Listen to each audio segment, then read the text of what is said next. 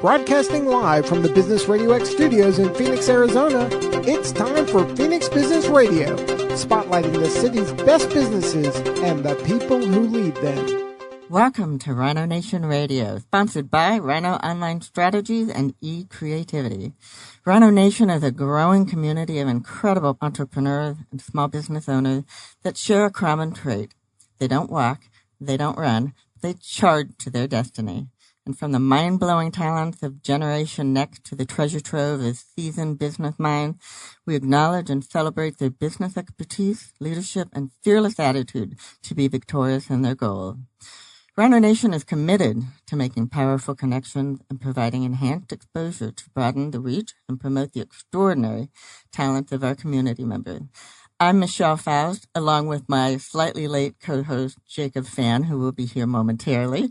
He is the founder and creative genius behind Fantastic Media. And with great pleasure, I want to introduce our two guests today.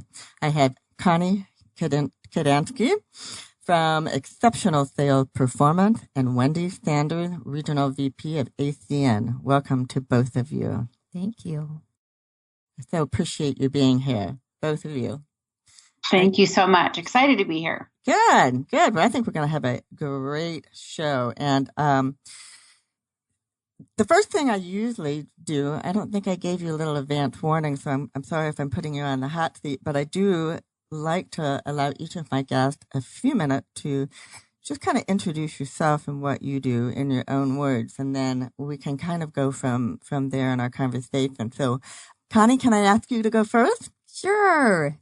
Yes, I'm Connie Kadansky with Exceptional Sales Performance, and I help people overcome sales call reluctance, which is the emotional hesitation to prospect and self-promote.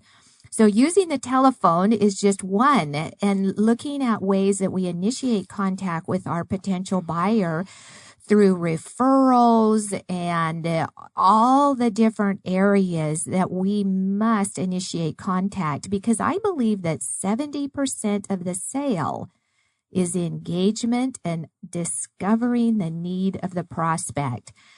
So once we engage with someone, we are on our way to finding out if we can truly solve their problems. So that's what I've been doing for 20 years, and I've been around the world in helping people become more prosperous. Well, I'm really excited to have you on, Connie, because as we were talking a little bit earlier, I've been in sales for 30-some years, and I still struggle with it. So my hat's off to you to really have gotten kind of past that point of where you can be very successful in that process, because I believe it's not just business, but we sell ourselves, our ideas, to our families and our friends, to those around us. So I think the sales process is really for everyone in pretty much most of their lives. Would you agree? Yes, it is. And my tagline is I help people get their ask in gear. And on my way over here, I'm not familiar with the freeways, and I got off the freeway and there was a truck behind me, and I motioned to him. I basically asked him to let me in, and he gave me a thumbs up and let me in, right? And so it's really about asking for what we want and need. And wow, the doors just fly open when we're willing and courageous enough to ask. Wow. Okay, Wendee. So I'm excited to have you here because for many reasons, but for your energy alone, I'm just so happy to have you as part of our studio today. And but give me I know your background. Let's give our listeners a little bit of background on what you do. Awesome. Thank you so much, Michelle. And first and foremost, thank you so much for the invitation to be on the show today. I'm really grateful, and really grateful that you and I's paths have crossed. I'm right back at you with great energy, like attracts like, I guess. What I do is I am a regional vice president for a global direct sales company. And we are the world's largest direct seller of telecommunications, energy, and other essential services. The company is called ACN, and I've been with them for 10 years. And the company is really a vehicle for people to create a residual income stream, which, most people don't have. My background is real estate. I was in real estate in Arizona for 20 years and have been building this business for 10. And not only has it been incredible to just kind of change lifestyle of, there's a big difference in linear income and residual income, and that's a whole nother conversation, but really it's the environment that I've been able to put myself into that has not only allowed me to grow as a person, but also help other people. And I'm just excited because kind of like what Connie was talking about, and you have to be courageous and you have to ask. I think so many people out there have things that they want to do, things that they've dreamt about doing. Maybe some of those dreams are now under the rug thinking, oh, it's too late for me. And so what I do is really give people what a lot of millennials will say, it's a side hustle. I think it's a sophisticated side hustle that maybe for some people turns into a full-time deal like it did for myself, and really able to transform people's lives, not just through the way that they make money, but the environment that they're in, being able to be in, personal development and growth and really step into our greatness as people, because we've all got it inside of us, but for some people it's been buried. So that's what I do. I really coach people in business, my business specifically, but that folds into other things. And so I'm excited to be on here today to share my story and things that I've learned over the years. Well, it sounds like both of you have a tremendous amount to offer. So this is going to be great. Fun. So I also want to welcome Jacob, who, because of mostly traffic, I'm going to assume, because, my gosh, It was awful coming in here. Yeah, it was. So, and I'm not sure how much we're going to hear from Jacob today because he's got some allergy issues. I'll do my best, but as you can hear my voice, it's pretty rough. Yeah, well, rough. It is that time of year, but I'm so glad you made it. So thanks, Jacob. So, wow, my head's spinning. I'm not even sure which way to go because we have so much to talk about. So, you know what? I'm going to start and please jump in at any point in time. This is, it's not a particular question to anyone, but I'm going to direct first over, to, Wendee, just because I want to understand a little bit more the psychology behind sales call reluctance or call reluctance. Is it sales reluctance or call reluctance? Well, it's sales call reluctance. So the psychology is call reluctance is a fear. So a fear of initiating contact with potential buyers. And my definition of fear is it's a mental response to a perceived threat. So think about if you have something to offer and you really feel you're solving their problem for a profit, you must initiate a contact with them. And there are 16 different identified fears that keep people from asking. For example, if somebody is intimidated by an upscale clientele, then they have social self-consciousness call reluctance. So they will not prospect at higher levels. So it's a fear. And the good news is people can overcome it. For 20 years now, I've been working with salespeople, and so many people say, well, don't all salespeople have call reluctance? And not really. However, sometimes it hits people. So you might have a seasoned pro who is just doing really, really well, and something happens, and all of a sudden they experience call reluctance where they're just afraid to pick up that phone, walk in that door, knock on that door, go to the networking event, and it can hit them, and it can even threaten their career.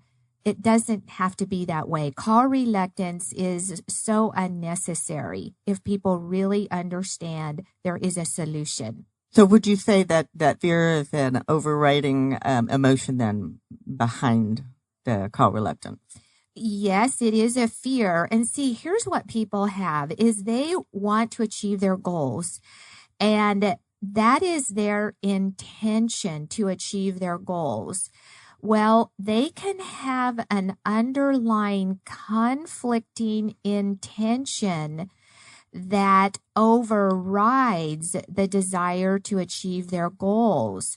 So that's why the coaching around the call reluctance is so important, because we're able to calm those conflicting intentions that are at fight with each other and really work people through that in a way that they just become comfortable and courageous. They believe in what they're doing. They believe it's of service to their prospect. And at the end of the day, it's serving them too, right? So sales is what makes the world go around. Yeah, absolutely. So, Wendee, you've been in sales forever, and I have never experienced a fearful attitude from you, I will say. So, speak to a little bit to that, and how if you do get that call reluctance, or if you have in your past with real estate and whatnot, what are the things that you've been able to do to overcome that? Yeah, well, and fear, I think, stops people from most anything that they do. And we all have to realize that most of the time the fear is not real. It's just a story in our head about what we think is going to happen, or it's fear of what's going to happen to us again. I think what Connie was saying about call reluctance, what I find as I coach people is that, they're very excited about what they're doing. They are excited about their product and all of that stuff. And they make a phone call with an assumption that this person's going to be just as excited as they are. And then when that person rejects them, now the wind's been taken out of their sail. And so the next call that they make, they bring that feeling with them because they were so deflated. And so what I tell people is, one, don't bring your past with you. Don't assume that each call is going to be like the last one, because that really messes you up. So you want to have the exact same enthusiasm each time. And then, don't have an expectation, because we're always disappointed with an expectation, because expectations aren't real. It's what we've made up about what we think is going to happen. So if you don't have an expectation, if you're really coming at it from a place of, well, they're going to say no, yes, maybe, hang up on you, whatever it is, then it makes it a lot easier. And if you can have enthusiasm, what I believe is it will attract that on the other end with the person that you're speaking with, because they will feel that. If you have reluctance, then they feel that reluctance, right? It's kind of like when they say animals can smell fear.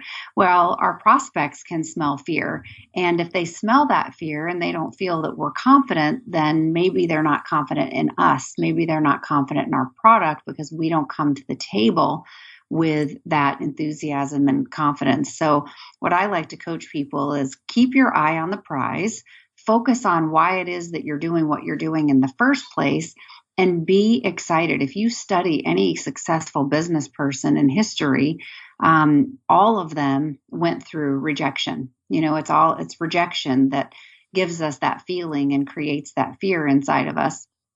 And I think that if you study those stories, you can really put yourself in that situation and realize, it's not me. It's not about me. It's just normal. It's normal what happens to people when they are putting themselves out there in that way of, getting customers or recruiting or whatever it is that they're doing.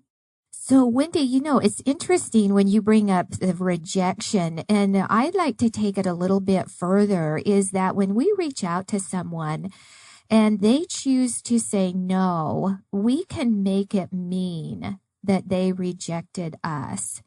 However, in reality, it just wasn't the right time. We weren't in alignment with the right timing for them. And so I really go further in saying that nobody can reject you unless you are rejecting you.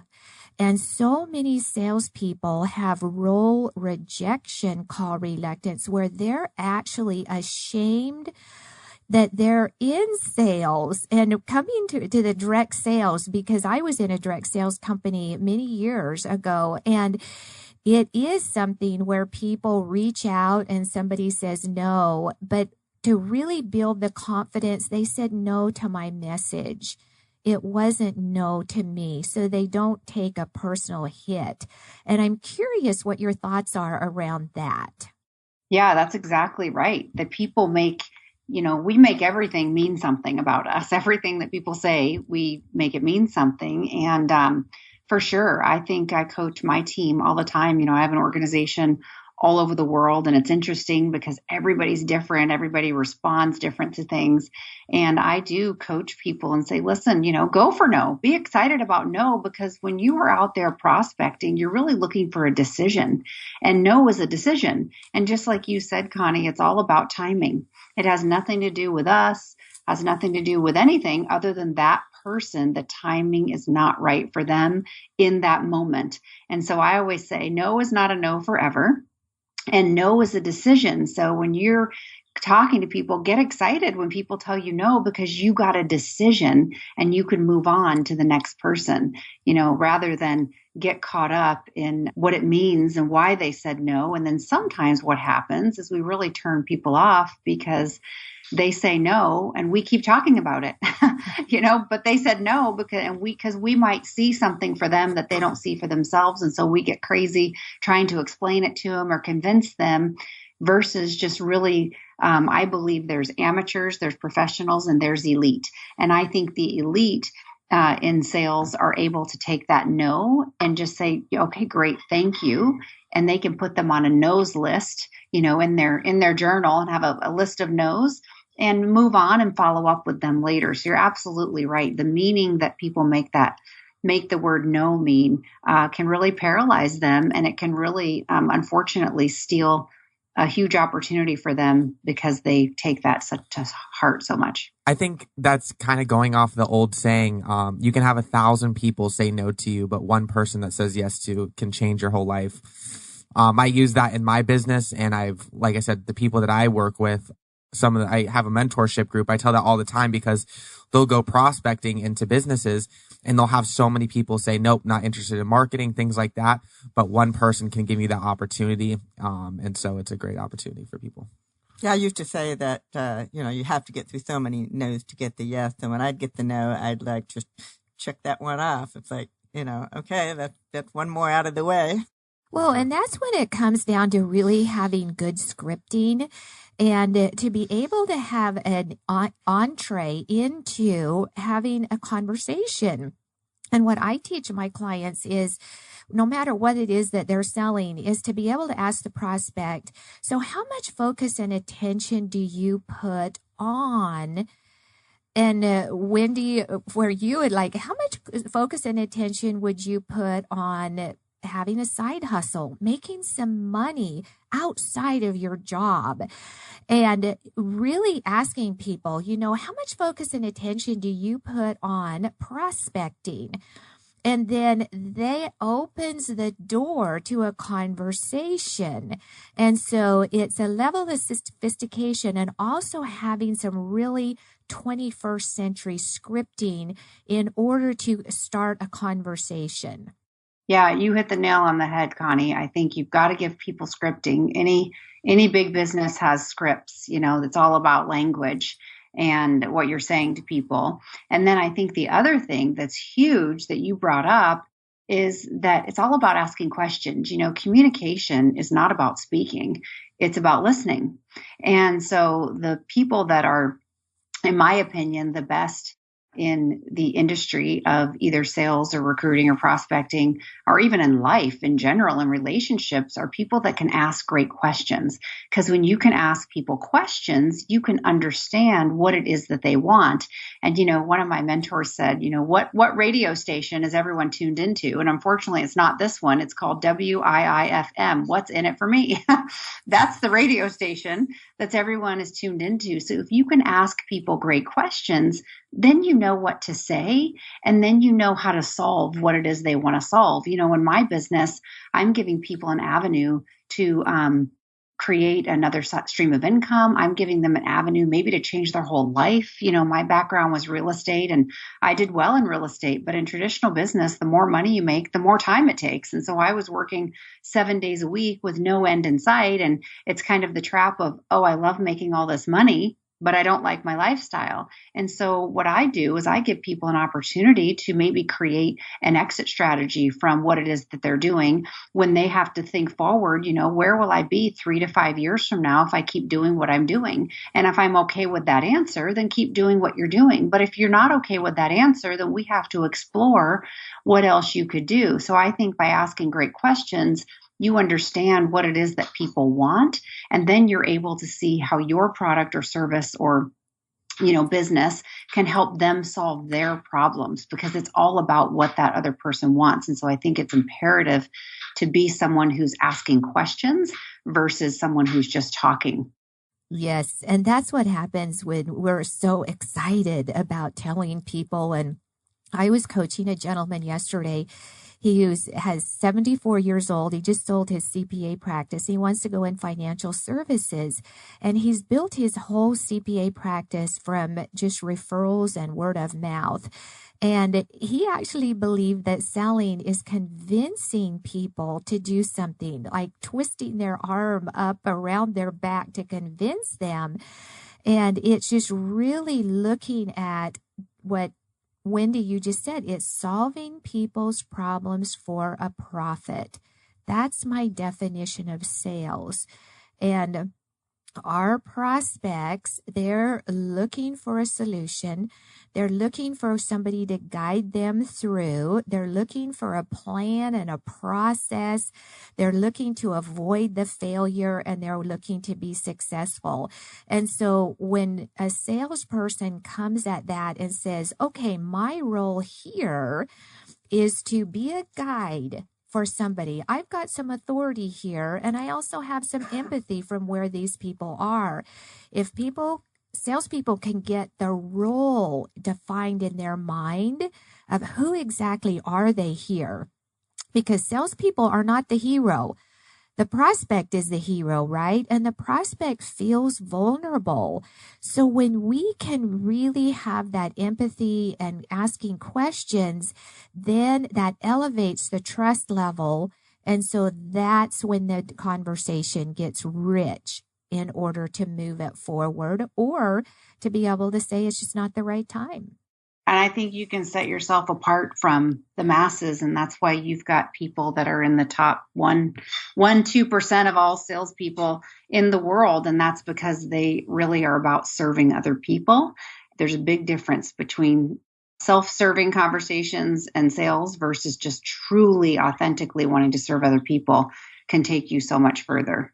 And I love what I'm hearing here, because my opinion of sales is so much different than what my teaching process has been earlier on. So my background primarily is pharmaceuticals. They have a teaching platform, which is, I'm sorry for those pharmaceutical people out there that are listening to me, but I don't think it's effective, because it's much like what you were describing, kind of about, the arm twisting and whatnot. And, I had managers who said, don't leave the office until you get that commitment that they're going to, write that drug. Well, to me, it is about solving problems. And it's about developing the relationship so that you get the trust, because you're not going to understand how to solve the problem if you're not developing that relationship, having rich conversation, and then, moving forward at whatever pace it takes. That's where I found my success, was in building the relationship first. Yes, for sure. The only thing is, sometimes salespeople are all about the relationship, and they're not about moving the conversation forward. And we call that, there's a type of call reluctance, that they're too nice to close the deal. So they're building the relationships. I always kid them and I say, do you ever get a check? And out in the left-hand corner, it says friendship bonus. And to be able to, that personality, there's a personality predisposition, the relationships. And close the sale, and then you can develop the relationship. But there's a lot of different complexities in some sales are one call closes and sometimes takes months and months and sometimes 2 or 3 years. But in the relationship is always adding value every single conversation.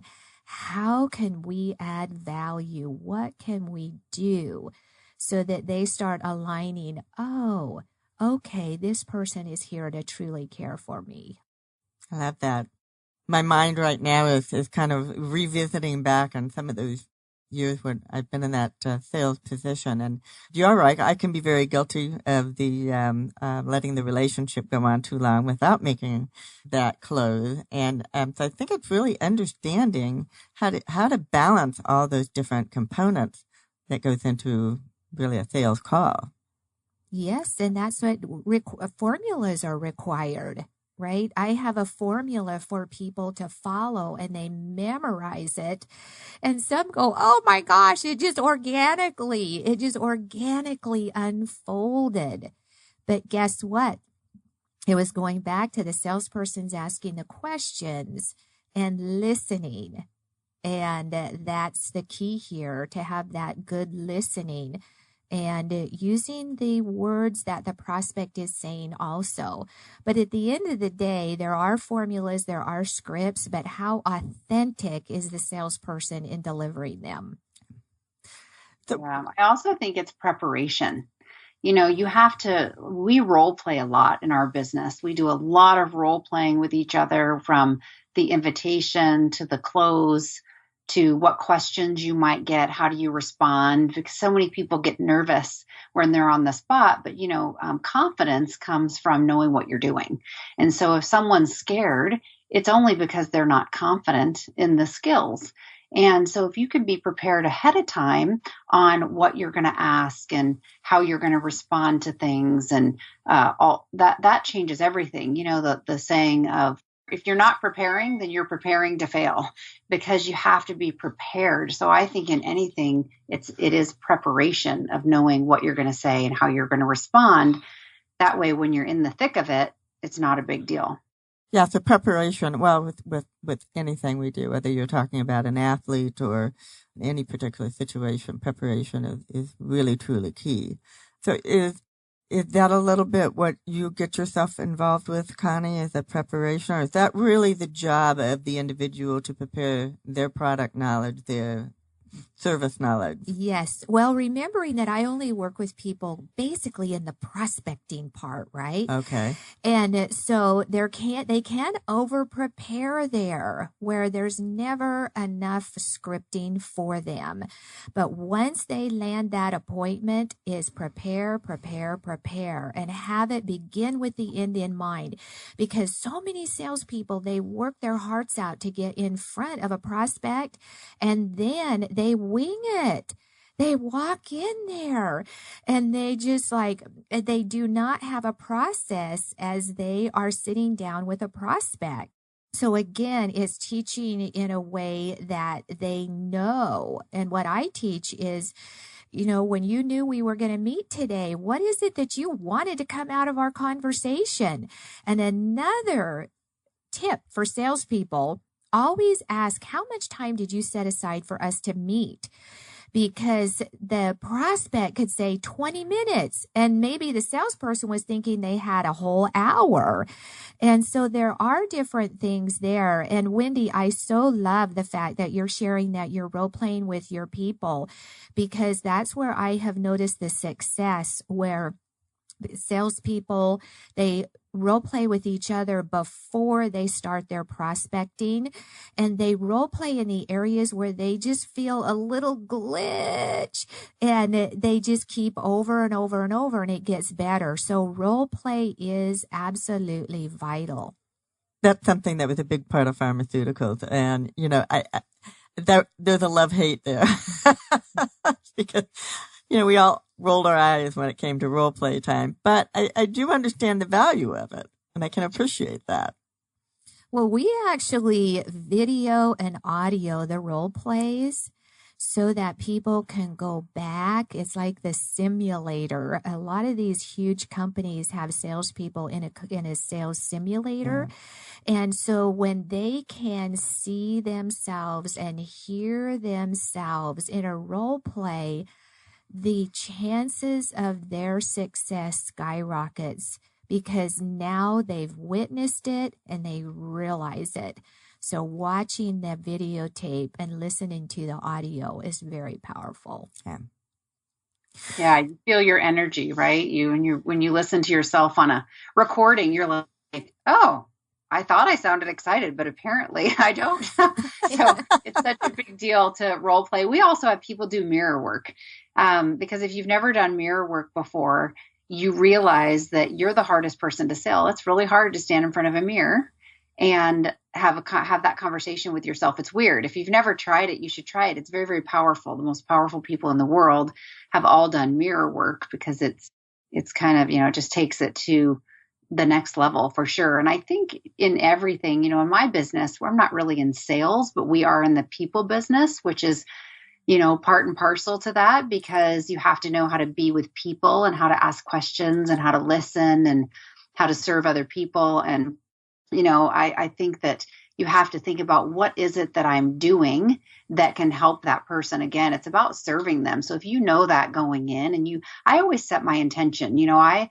train in front of thousands of people on stage and do all sorts of different things and different trainings. And one thing that I've learned, and this really works well in the arena of meeting with clients and prospects is set your intention before you go in. That way you don't forget anything. So you want to say, okay, what do I want to have happen when I meet with this person? Or like when I train on stage, what do I want to make sure I help people with? What do I want to move them into action with? How do I want to leave them feeling? How do I want them to feel when I leave the room or when I leave the stage? So when you set your intention up front in anything, it's interesting because you'll naturally do what needs to be done in that appointment or meeting or setting because you've set the intention ahead of time. Just like Connie just said it, begin with the end in mind really can dramatically change your results. That's all about preparedness, right? Yeah. Because you're preparing yourself and exactly, and you're role playing in your mind, what that sales call is going to look like or what that sit down with that person is going to look like from start to finish. Well, and I worked with some people in the pharmaceutical sales and we worked around pre-playing the event, actually visualizing the entire interaction before you ever walk in the door. So pre-play the event.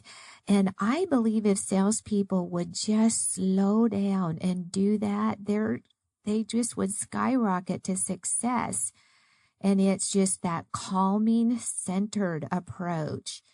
And that's where mindfulness comes in. Before you go into an appointment, get yourself together and get there early, because I think that that's another thing is that with traffic and everything else and people is leave 15 minutes before you think you need to. Your stress level will be down and you'll be able to walk into that meeting with calm confidence. But if you're rushing in, you are not serving yourself. And that's a tough one for salespeople that are running from appointment to appointment.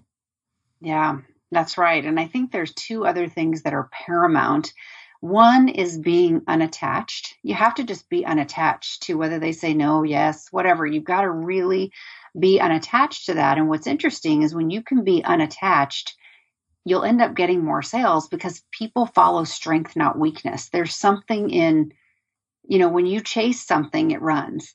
And so there's something about having that unattached way about you that makes people go, oh, like, meaning you don't care if they do it or not. Not in an I don't care about you way, just in a whatever you decide is fine with me kind of a way. And I think the other thing is, you've got to really look at, you want to spend 1 minute with 100 people, not 100 minutes with one.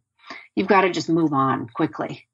There's plenty of people out there. There's plenty of people to talk to, and people spend way too much time with one person, too much energy, too much time.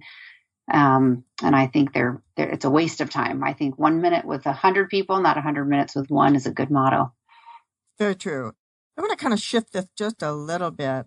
This one speaks right to my heart because I was in sales for a period of time where it was all about making the phone call and getting the person on the call. Still come across that, but I'm going to address this to Connie first, and that people don't pick up their phones sometimes anymore. They see there's not a name attached to a phone number, or they see the same phone number call again and again, or, they're not going to answer a voicemail back.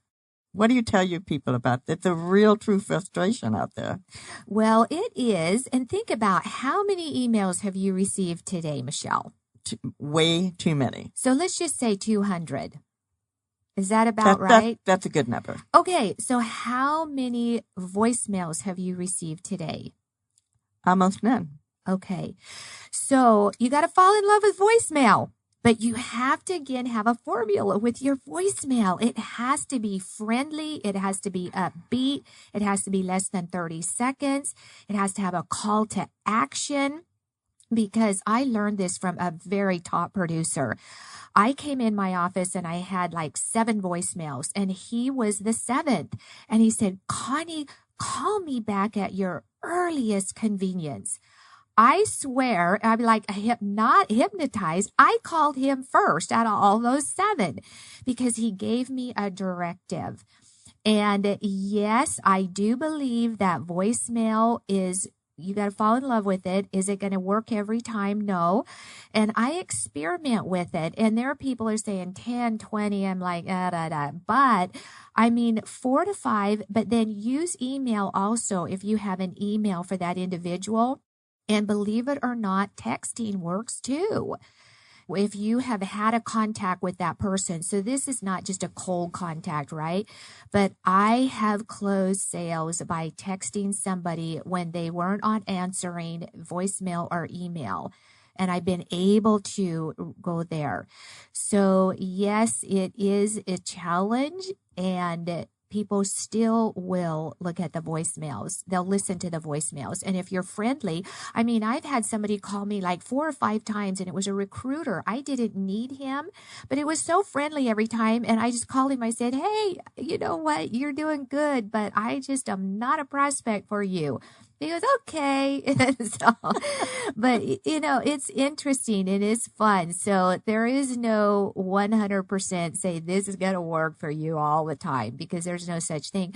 But the more curious, the more friendly you are. And when you pick up the phone, if you have that just intention, I mean, I tell myself all day long, everything works out for me, right? And just have that kind of intention, then it just life goes better, and it just works better. So Wendee, what are your thoughts on all of that? Yeah, for sure. So I think, one, we have to embrace the times we're in, right? We can't fight it.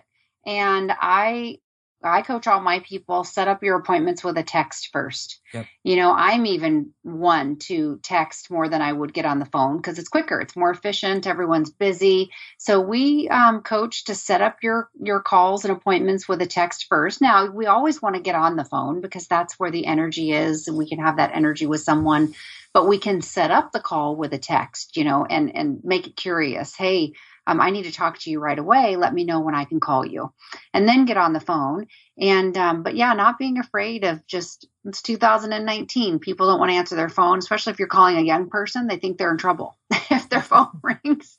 So, I think that, setting up calls with texting, not being, making sure, do you text in a way that, is energetic and fun? I think that what you said, Connie, about curiosity is a big deal. You don't want to give all your information over that voicemail or over that text messages, because curiosity is what's going to create someone to call you back. But I think people appreciate the efficiency of texting. I think they appreciate getting appointments scheduled that way. And I found now too, we do offer commercial services. And so I found that when we are meeting with some of those clients, they don't really want to sit down and have a meeting. The old school sales way of, oh, let me take you for coffee and let's get to know each other. As much as we want to create relationship with people, people are funny today. They don't necessarily want to take all that time. They want it to be quick and efficient. So I think the people that win are the people that can get in there and get out. And these people feel like, okay, that was painless. It didn't take very long. That was fun. That was easy. So I think, people are it's funny. Everyone wants things fast, really fast. Well, I think you're exactly right. In marketing, we deal with it all the time to where when we get leads for clients, they call one time and they don't answer. And they're like, well, that's done, right? They didn't answer. They sent an email. No one answered. And I'm like, look, you got to call. Did you leave a voicemail? Did you leave a text? No, I just called them. Okay. Yeah. Well, and I tell everyone, I'm like, look, when you call, sometimes you got to call. I mean, there's, I don't know if you've heard of Constant Contact, but Constant Contact probably called me once a week and was so efficient, left voicemails, sent text messages. I was so bothered by it to the point that I was like, you know what? I was like, I'm going to sign up for it. Right. So it was something to where I tell every one of my clients, I'm like, you either got to hire a salesperson or you got to all the time, like you got to call, leave a voicemail, and then send a text message as well, and then follow up. But too many people, and that's a problem in marketing when it comes to clients, you got to coach them on how, when you get a lead and things like that, how do you close them? How do you approach them? Because a lot of people today want it so easy to where they're handed it and they think that calling one time or sending one email, they don't respond, it's over, right? Which it's not the case. People are super busy and you got to keep persistent on them. Yeah. And I think persistence is the key word, and people respect that. People want to do business with people that are on top of it. And I think being persistent is important. I do a big training for my organization and I tell them, be the butterfly, not the mosquito. And I got it out of a great book, and anyone can go on to my Pinterest and look at every book I've ever read, because this is not anything that I came up with on my own. I've learned it from other people, but be the butterfly, not the mosquito, because fortune is in the follow-up. And if you look at statistics in sales, it's usually not until the 10th, 11th, 12th touch that you actually close business. And most people aren't willing to wait that long because, to Connie's earlier point, they make it mean something if someone hasn't responded to them when maybe they just didn't get your message. Maybe they lost their phone. Something could have happened. But being the butterfly versus the mosquito just means that, a butterfly and a mosquito are both considered pests in in technical terms, they are a pest. But what do you do when a mosquito is flying around you? You want to kill it, smash it, driving you crazy.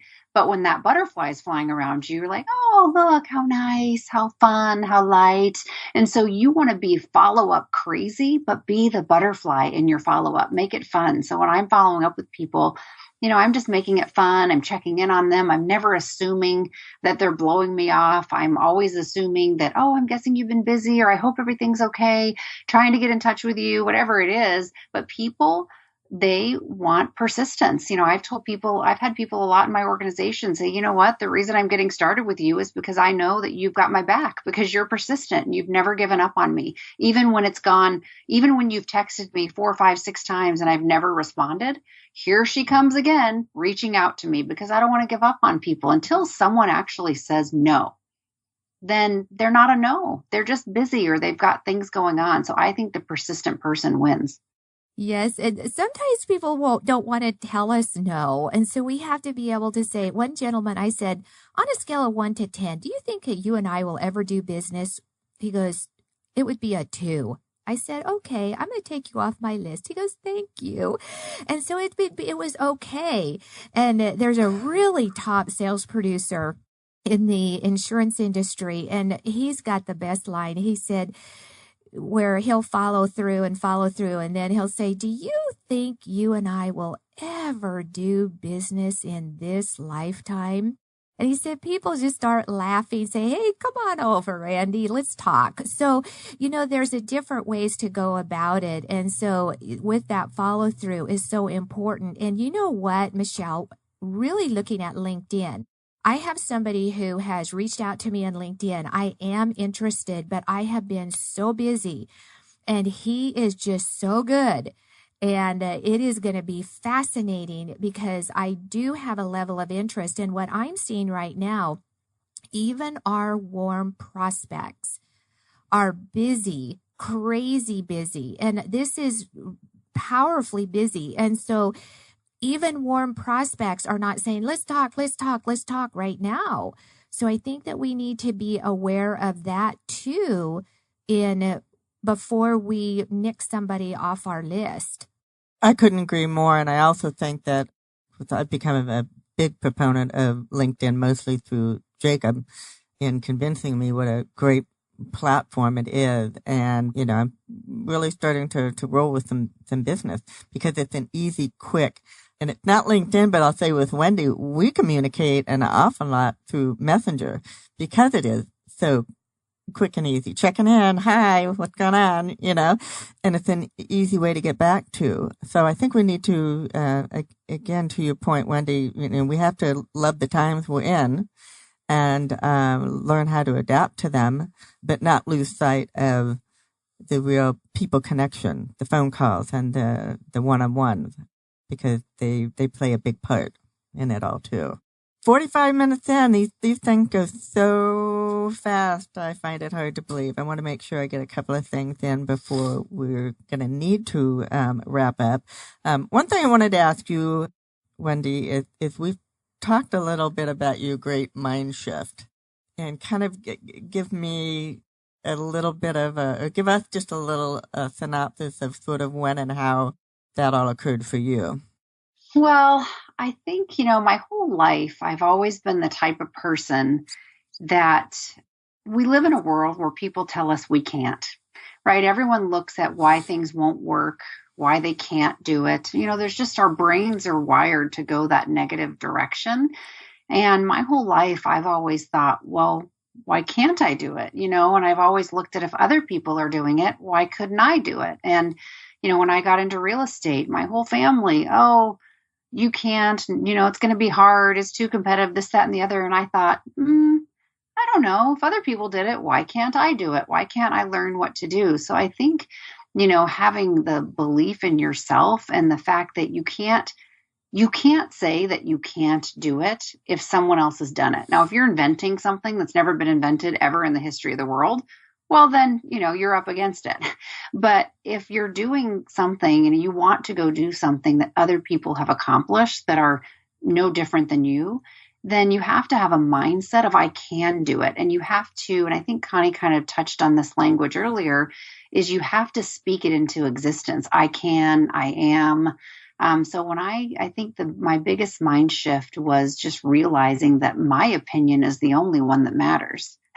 And especially if people outside of you are giving you opinions and they're not really qualified to give you an opinion on whatever it is that you're doing. And so I think you've got to have a mindset of looking for ways that things will work, not ever looking at what you're doing wrong, looking at what you can do better. You can say, I have never been able to do X until now. Add the words until now and open up possibilities, because truly anyone can do anything that they want to do, period. End of story. It's all about growing yourself as a person, and just keeping your mind focused on what it is that you want. I read something just a couple days ago and it said, is it actually written down somewhere that you can't do XYZ? And it's like, no, that is not in writing.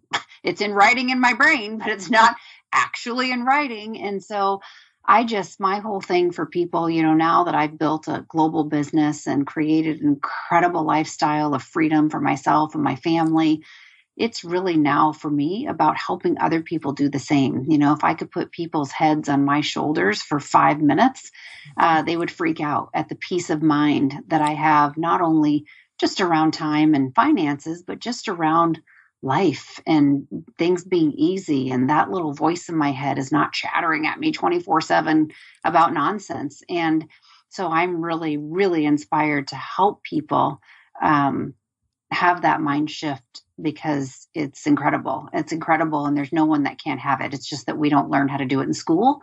You have to seek it out through other avenues. That's amazing.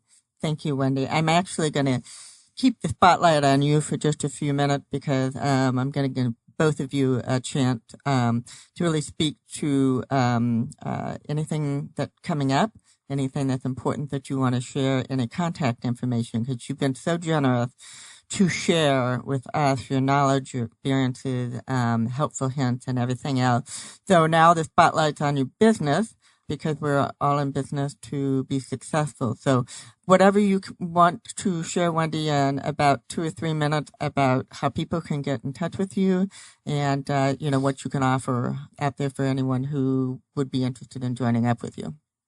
Awesome. Thank you so much. And again, Michelle, thank you for the invitation to be on this. I love what you're doing with this podcast and the show. And I just think it's great. So we need more people like you doing this. So really appreciate it. And everyone, about my business, I'm growing a global company. I'm currently looking for business partners to partner with. And I'm looking for people who understand business. They want to have another stream of income. They like the idea of it being residual. Our company is getting ready to launch some things that are historical. We're launching a partnership with Best Buy, which is massive. Best Buy did $47 billion in sales last year.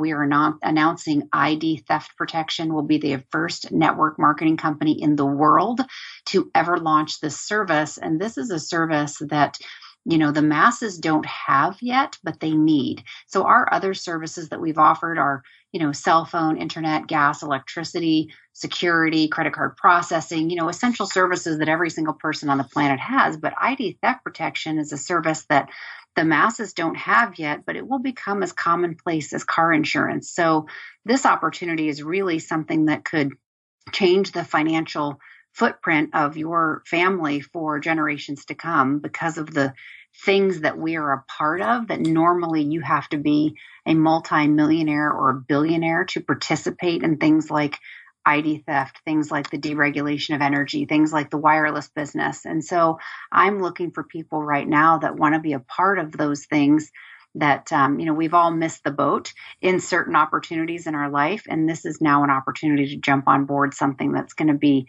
unbelievable, absolutely unbelievable. We believe we'll do $200 million in our first year.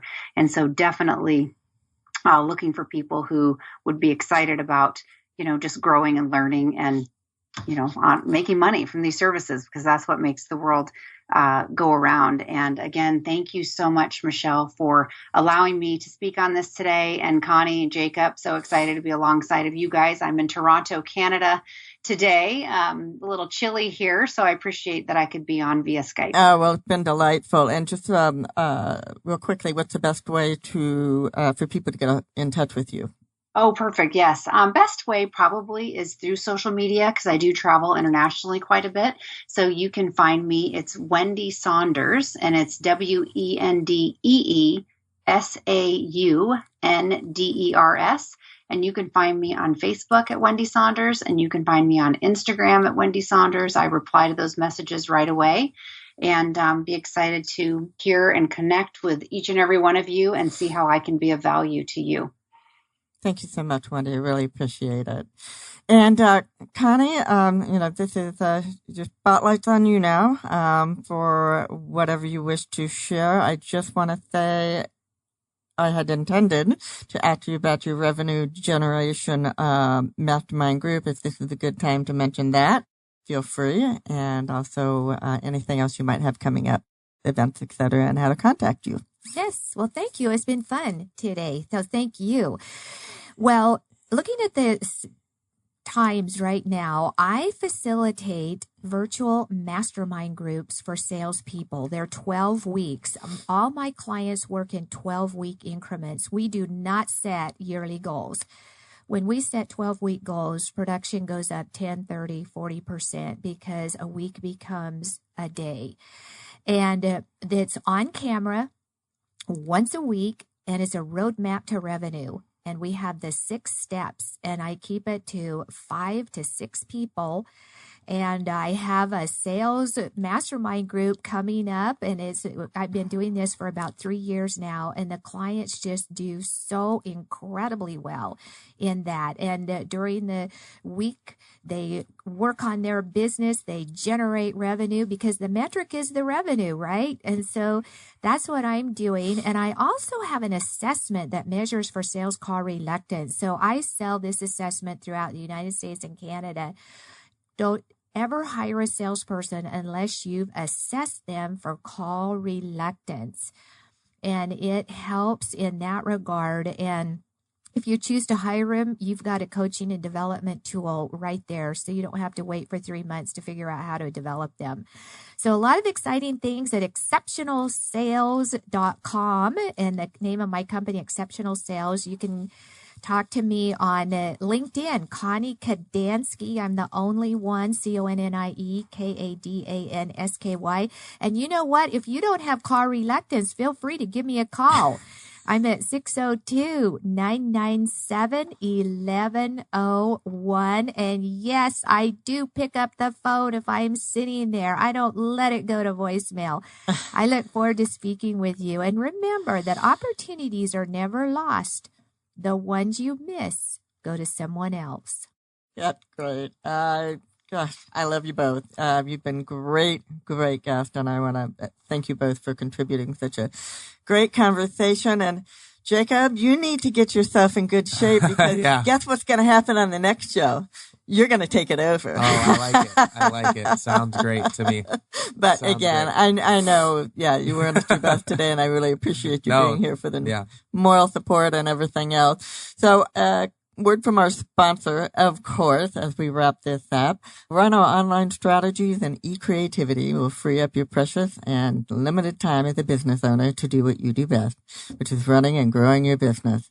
We help you grow your business by partnering with you to identify your content and marketing needs and provide you with fresh, innovative, dynamic copy that effectively connects with your market.